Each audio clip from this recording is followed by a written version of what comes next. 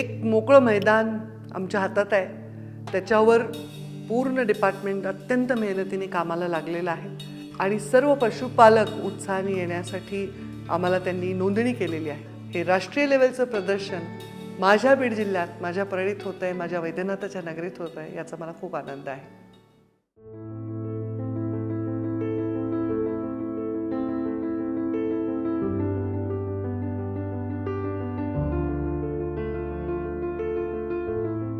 पूर्ण देशभरामध्ये पशूंवर वेगवेगळे जे प्रयोग होत आहेत, जे सायंटिफिकली चांगले ठरलेले आहेत, असे प्रयोग शेतकऱ्यांपर्यंत पोचले पाहिजे. 3 दिवस पूर्ण राज्यातील लोक आलेत, बाहेर राज्यातील कर्नाटक, यूपी तिकडूनही लोक आलेले आहेत. त्यांचे जनावरं घेऊन इतके सुंदर देखणे जनावर आहेत. हे बघायला तर सगळ्यांनी आलंच पाहिजे. याचा खूप फायदा होईल इकडच्या लोकांना ग्रामीण उद्योजकता वाढवण्यासाठी.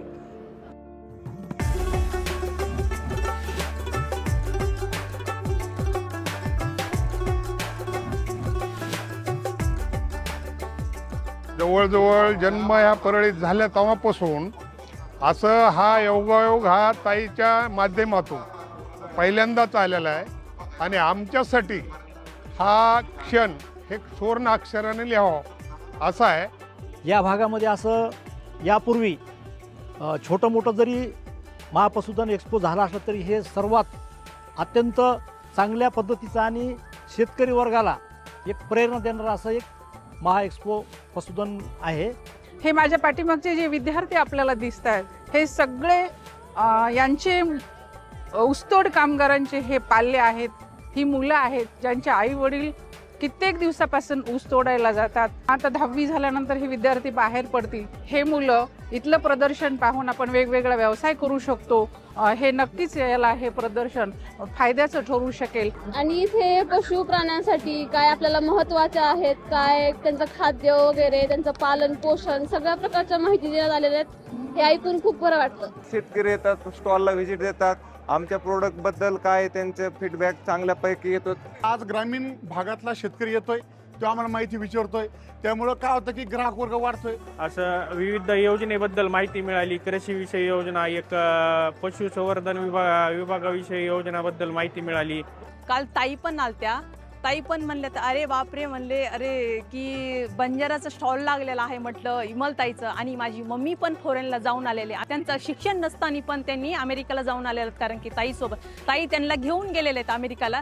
म्हणजे सगळे सोय करतात ना ते, असं म्हणजे नुसतं बाजारपेठच उपलब्ध करून देत नाहीत, तर राहण्याची, खाण्याची म्हणजे सगळे जबाबदारी त्या घेतात. काल आम्ही त्यांना प्रत्यक्षात भेटलो ना, खरंच असं वाटलं की आम्ही एवढं ताईंना जवळून पाहतो.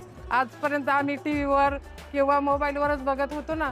मी सन्माननीय मुख्यमंत्र्यांना विनंती केली आहे की या पशुधन एक्सपोमध्ये मी आपल्याशी वेळोवेळी चर्चा केल्याप्रमाणे मुख्यमंत्री ग्रामीण पशुधन उद्योजक अशी आम्ही योजना आणू इच्छितो, जेणेकरून ग्रामीण भागातील जीन पॅन्ट तरुण, टी शर्ट घातलेला, गॉगल घातलेला तरुण उद्योजक होईल. तो तरुण स्वतः 4 लोकांना नोकऱ्या देऊ शकेल, अशा प्रकारची उद्योजकाची स्कीम आपण आणली पाहिजे. खरं म्हणजे पंकजाताई, आपलं अतिशय मनापासून अभिनंदन करतो की आपण हा जो काही एक्सपो या ठिकाणी सुरू केलेला आहे, यातनं आमच्या ग्रामीण भागातल्या शेतकऱ्यांना, आमचे जे विकसनशील किंवा विकसित अशा प्रकारचं कार्य करणारे शेतकरी आहेत, त्यांनी काय केलंय हे जवळून पाहायची संधी मिळते. मगाशी पंकजाताईंनी सांगितली गोष्ट खरी आहे की आता आपण विशेषतः पशुसंवर्धन विभागामध्ये नवीन प्रयोग आणि अनेक प्रयोग करण्याचं ठरवलेलं आहे. आणि म्हणून मी तुम्हाला आजच आश्वस्त करतो की तुमच्या विभागातर्फे जेवढ्या योजना तयार होतील त्या सगळ्या योजनांना बजेटमध्ये निधी उपलब्ध करून देण्याचं काम हे आम्ही या ठिकाणी निश्चितपणे करू. माझ्याकडे 2 खाते आहेत. एक आहे पशुसंवर्धन आणि एक आहे पर्यावरण. पशुसंवर्धन आणि पर्यावरणाचा एकमेकांशी इतका सुंदर असा नातं आहे. संगम त्याचा जर केला तर बऱ्याच गोष्टी आपल्याला करता येते. तर त्यामुळे या दोन्हीचा संगम घालण्याचा मी प्रयत्न करते आहे आणि जर ते चांगलं यशस्वी झालं तर फार चांगला आपल्याला रिझल्ट पाहायला मिळेल.